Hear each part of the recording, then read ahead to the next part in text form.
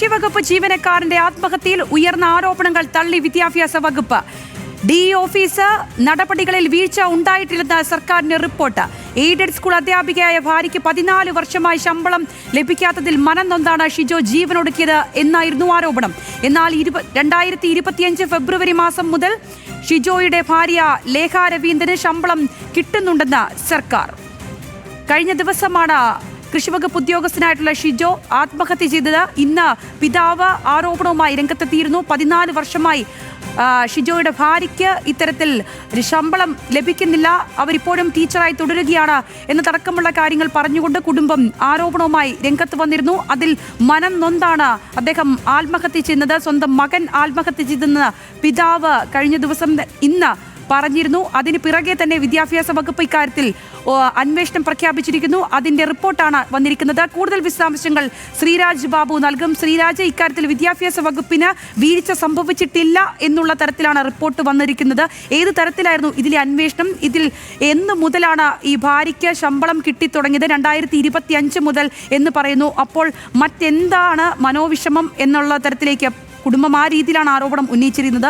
14 വർഷത്തെ ആ ഒരു മനോവിഷമത്തിന്റെ അവസാനമായിട്ടാണ് ആത്മഹത്യ ചെയ്തതെന്ന്. അപ്പോൾ കുടുംബത്തിന്റെ ആരോപണങ്ങൾ തള്ളുന്ന രീതിയിലുള്ള റിപ്പോർട്ട്, അതിനെങ്ങനെയൊക്കെ മനസ്സിലാക്കണം?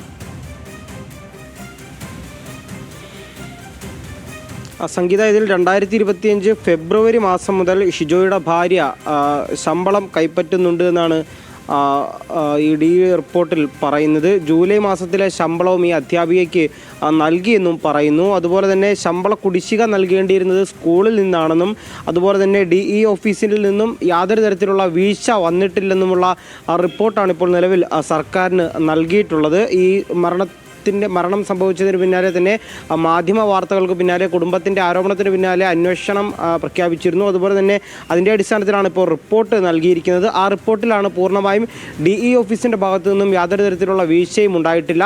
ഈ ഹൈക്കോടതി ഉത്തരവ് വന്നതിന് പിന്നാലെ തന്നെ ശമ്പളം നൽകി തുടങ്ങിയിരുന്നു.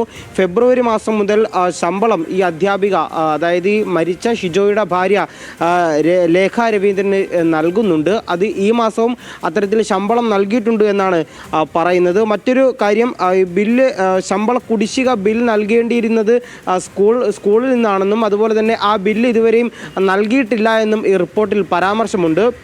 സ്കൂളിൻ്റെ ഭാഗത്തു നിന്നും ഒരു വീഴ്ച അതിൽ സംഭവിച്ചിട്ടുണ്ട് എന്നാണ് നിലവിൽ മനസ്സിലാക്കാൻ സാധിക്കുന്നത്. സ്കൂളിൽ നിന്നും അല്ലെങ്കിൽ സ്കൂളിൻ്റെ അധികൃതരുടെ ഭാഗത്തു നിന്നും ഏതെങ്കിലും തരത്തിലുള്ള ഒരു പ്രതികരണം ഈ വിഷയത്തിൽ ഇതുവരെയും ഉണ്ടായിട്ടില്ല. ആ പ്രതികരണം കൂടി സ്കൂളിൻ്റെ ഭാഗത്തു നിന്നും എന്തെങ്കിലും. ശരി ശ്രീരാജ്.